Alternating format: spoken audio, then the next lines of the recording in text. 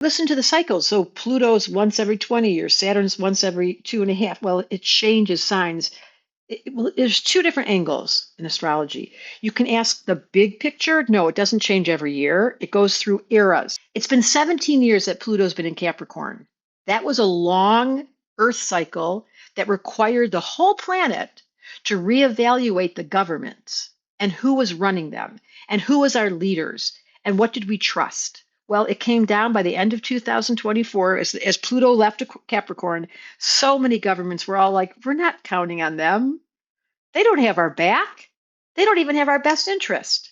So that was the demolishing, the destruction. Pluto is the destroyer. In the Tarot deck, it rules both. Pluto is the death card and also the judgment card. Scorpio and Pluto have to do with destruction. So it was the destruction of the structures that kept us safe and secure. In exchange, what's going on now is Aquarius. Oh, we believe in the metaphysical belief that there's an organization and a government and a leadership that occurs way beyond the human condition. I do. I know there's a higher intelligence with a wonderful team that looks after me and gives me home office, gives me directives all the time. I get told what to do almost every day. I wake up in the morning. I encourage all of you to do this. Since Pluto entered Aquarius, what can I do today to be of service? How can I play the role of the leader in helping my family? What will it take for me to be an example that humanity can see kindness, compassion, and generosity? Let me become the government leader starting now.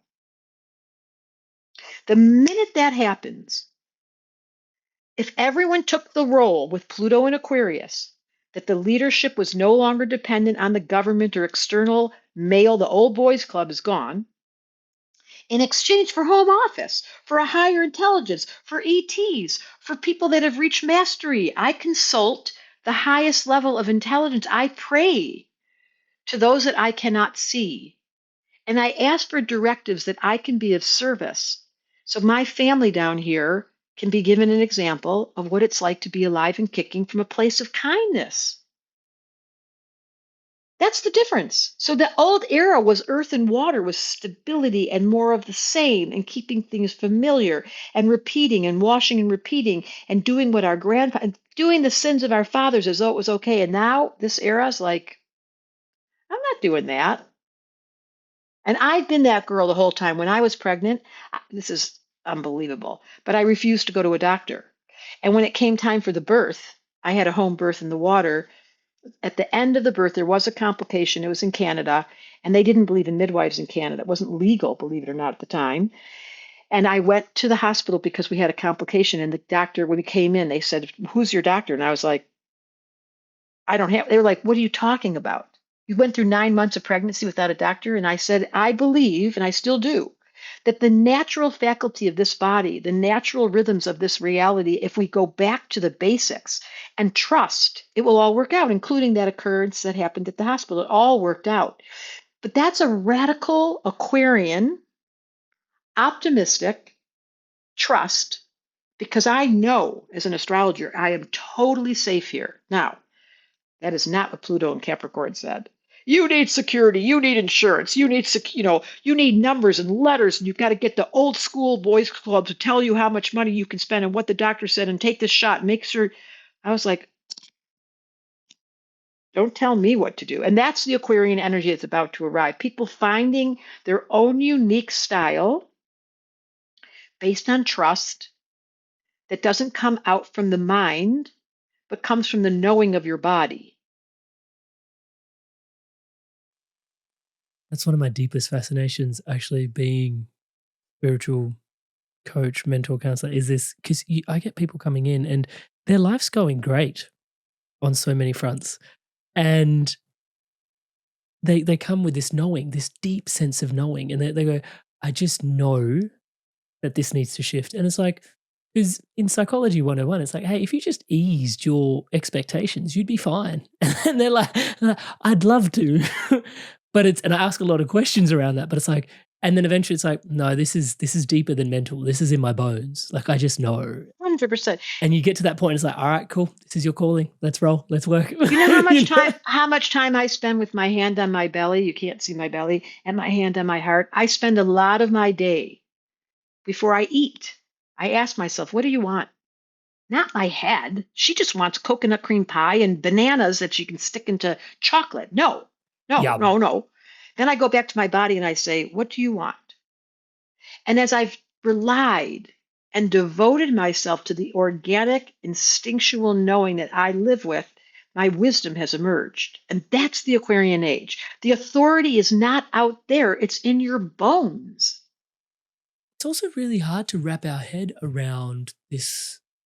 Like, yeah, like you said, like no one saw where phones were going to start. Like this little thing that we were spinning on the wall, like bing, bing, and then pick up the handle and dial someone, and like like ring on the other end, and it's like, oh my god, we're communicating. We actually, you would have loved this. We did a podcast with beautiful lady. She was 103.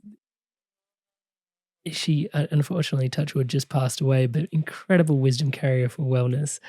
And she she was alive during the Second World War, and when she had her kid, her first son, she actually had to morse across to her partner who was at war at the time, and she was in awe of the fact that she could let him know that he had become a father.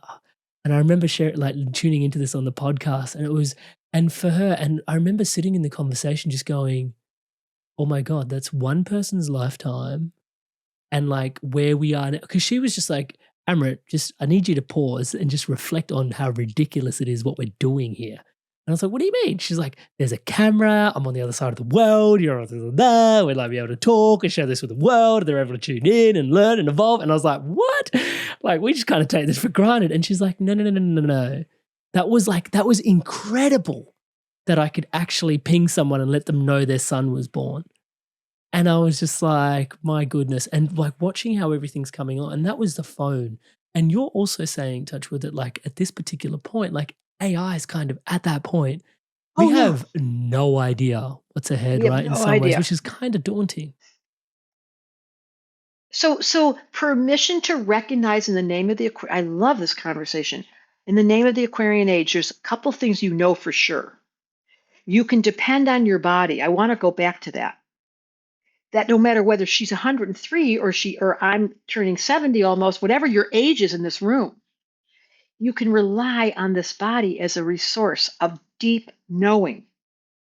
The mind and AI in the future cannot be determined. I don't know. That's a very true sentence. What I do know is the depths of my heart, the truth of my connection with people. There's no debate. My love for the dog, no debate. My love for that little baby. Like there's things you know. I want you to make a list, everyone in this room, in the name of 2025. What do you know for sure? Now start banking and landing, because it's going to be an exponential curve. He said it so well. There's an exponential curve of increase of violent change is going to be coming by the time we get to 2030. This moment is a pause. 2025 is like the last remnant. A little bit rocky, but the last remnant of the good old world. As they start to introduce the radical changes of the fire and air influences, it will be unrecognizable, just like it was. I mean, who remembers when they first handed us these things? You remember where you were when you first got your you can't remember. It was, I do kind of remember, but it was, yeah. Well, I do. I don't know and you know what else I remember? Get ready for this.